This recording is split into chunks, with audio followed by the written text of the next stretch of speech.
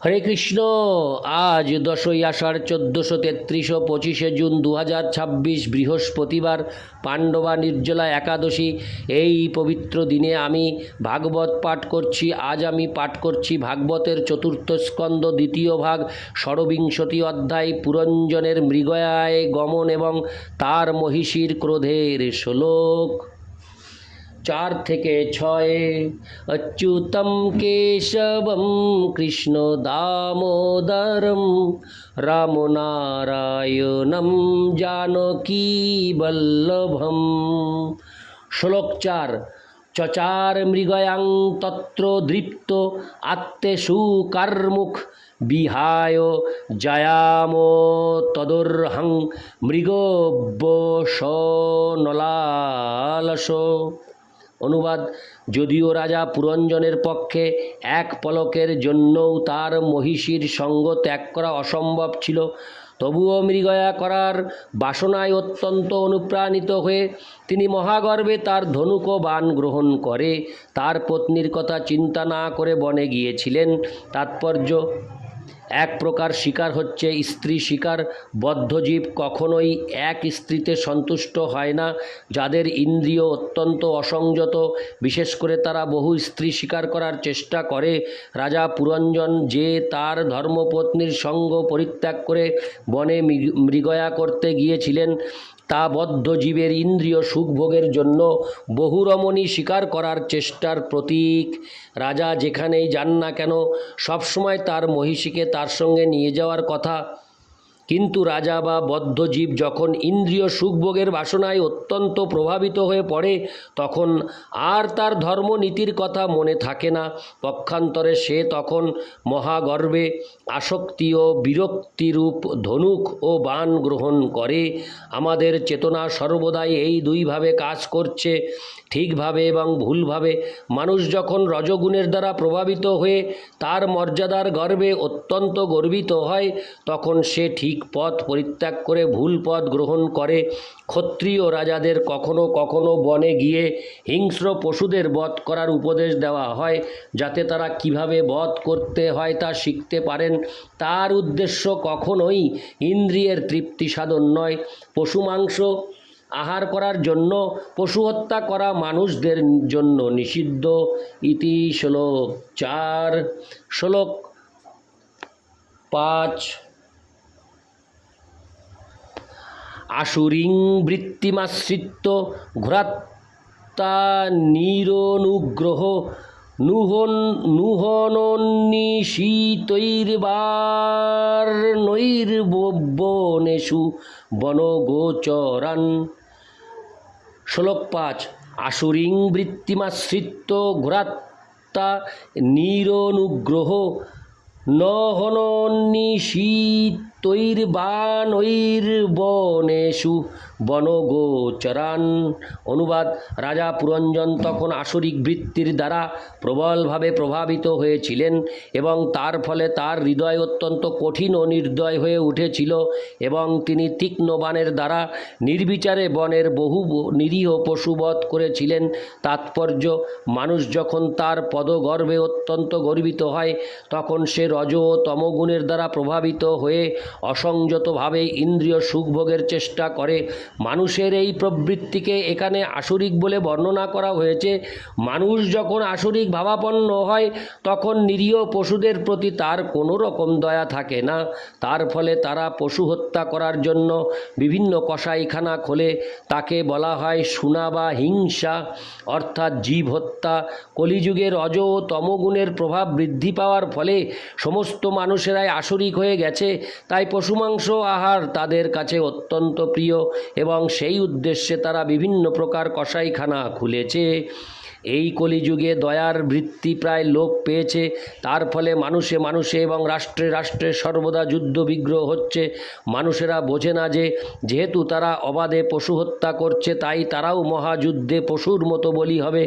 পাশ্চাত্য দেশগুলিতে তা অত্যন্ত স্পষ্টভাবে বোঝা যায়। পাশ্চাত্যের দেশগুলিতে কসাইখানায় অবাধে পশু হত্যা হচ্ছে এবং তার ফলে প্রতি 5-10 বছর অন্তর মহাযুদ্ধ হয়, যাতে অসংখ্য মানুষ পশুর থেকেও নিষ্ঠুরভাবে বধ হয়। কখনো কখনো যুদ্ধের সময় সৈনিকেরা তাদের শত্রুদের বন্দি শিবিরে রাখে এবং অত্যন্ত নিষ্ঠুরভাবে তাদের হত্যা করে। এটি হচ্ছে কসাইখানায় অথবা জঙ্গলে অবাধে পশু হত্যা করার প্রতিক্রিয়া। গন্ধর্ব ও আসুরিক মানুষেরা প্রকৃতির নিয়ম অথবা ভগবানের আইন জানে না, তাই তারা কোনো রকম বিবেচনা না করে অবাধে নিরীহ পশুদের হত্যা করে। কৃষ্ণ ভাবনামৃত আন্দোলনে পশু হত্যা সম্পূর্ণভাবে নিষিদ্ধ। এই আন্দোলনে সদস্যদের 4টি নিয়ম পালন করার প্রতিজ্ঞা করতে হয়। সেগুলি হচ্ছে পশু হত্যা বর্জন, সব রকম নেশা বর্জন, অবৈধ স্ত্রী সঙ্গ বর্জন এবং জুয়া পাশা ইত্যাদি খেলা বর্জন। এই 4টি নিয়ম পালন না করলে এই সংস্থার সদস্যরূপে গ্রহণ করা হয় না। কলিযুগের মানুষদের পাপকর্ম থেকে নিবৃত্ত করার একমাত্র উপায় হচ্ছে এই কৃষ্ণ ভাবনামৃত আন্দোলন। ইতি শ্লোক 5 শ্লোক 6। তীর্থেষু প্রতিদৃষ্টেষু রাজা মেধান পশূন বনে যাবদর্থমলং লুব্ধ অন্নাদিতি নিয়ম্যতে। অনুবাদ: রাজা যদি মাংস আহারের প্রতি অত্যন্ত আসক্ত হন তাহলে তিনি যজ্ঞ অনুষ্ঠানের শাস্ত্রীয় নির্দেশ অনুসারে বনে গিয়ে কেবল বদ্ধ পশুদের হত্যা করতে পারেন। অনর্থক অবাধে পশু হত্যা কখনোই অনুমোদিত হয়নি। রজ ও তমগুণের দ্বারা প্রভাবিত মূর্খ মানুষেরা যাতে অসংযতভাবে অবাধে পশু হত্যা না করে সেই জন্যই বেদে পশুবধের সুনিয়ন্ত্রিত নির্দেশ দেওয়া হয়েছে। তাৎপর্য: এখানে প্রশ্ন উঠতে পারে, ইন্দ্রিয় তৃপ্তি সাধনের ব্যাপারে কেন জীবকে নিয়ন্ত্রিত করা হয়? রাজা যদি হত্যা করার কৌশল শিক্ষা লাভের জন্য বনে গিয়ে পশু হত্যা করতে পারে, তাহলে ইন্দ্রিয় সমন্বিত জীবদের কেন অবাধে ইন্দ্রিয় সুখ ভোগ করতে দেওয়া হবে না? আজকাল তথাকথিত সমস্ত স্বামী ও যোগীরাও প্রকাশ্যভাবে ঘোষণা করছে যে যেহেতু আমাদের ইন্দ্রিয় রয়েছে তাই ইন্দ্রিয় সুখভোগের মাধ্যমে সেগুলির তৃপ্তি সাধন করতে হবে। এই সমস্ত মূর্খ স্বামী ও যোগীরা কিন্তু শাস্ত্রের নির্দেশ সম্বন্ধে অবগত নয়। কখনো কখনো এই সমস্ত মূর্খেরা শাস্ত্রের বিরোধিতা পর্যন্ত করে।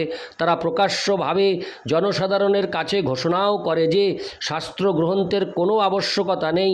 তারা বলে, তোমরা আমার কাছে এসো এবং আমি তোমাদের স্পর্শ করলেই তোমরা তৎক্ষণাৎ আধ্যাত্মিক উন্নতি লাভ করবে।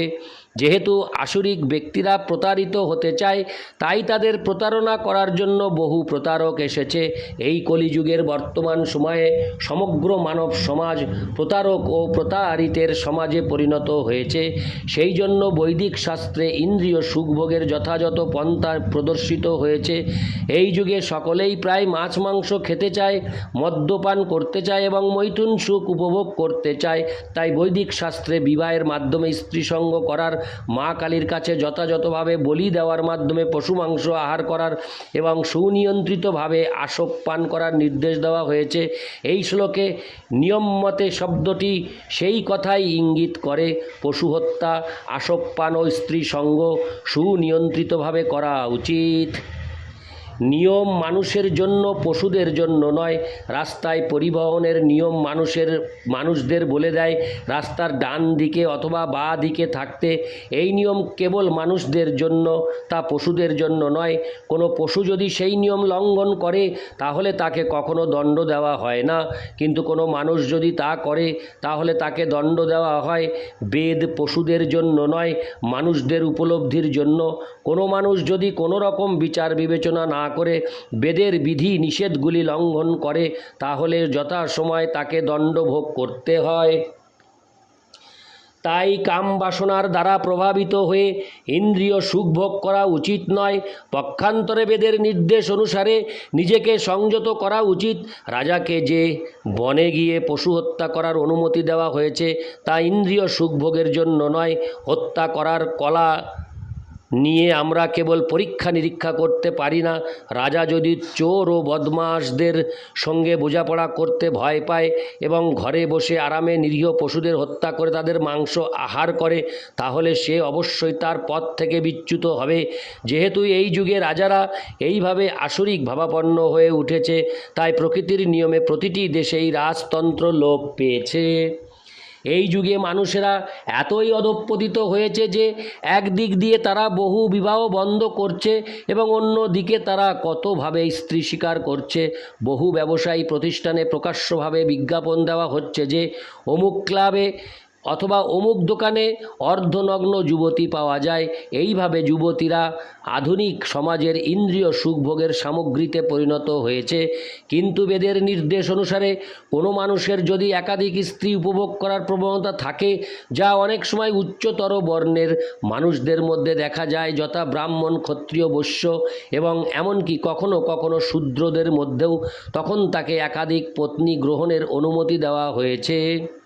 বিবাহের অর্থ হচ্ছে স্ত্রীর সম্পূর্ণ দায়িত্ব গ্রহণ করে লাম্পট্য পরিত্যাগ করে শান্তিপূর্ণভাবে জীবনযাপন করা। কিন্তু বর্তমান সময়ে লাম্পট্য অনিয়ন্ত্রিত। তা সত্ত্বেও সমাজে আইন প্রণয়ন করা হচ্ছে যে মানুষ একজনের বেশি পত্নী বিবাহ করতে পারবে না। এটিই হচ্ছে আদর্শ আসরিক সমাজ। ইতি শ্লোক 6। অচ্যুতম কেশবম কৃষ্ণ দামোদরম রাম নারায়ণম জানকী বল্লভম।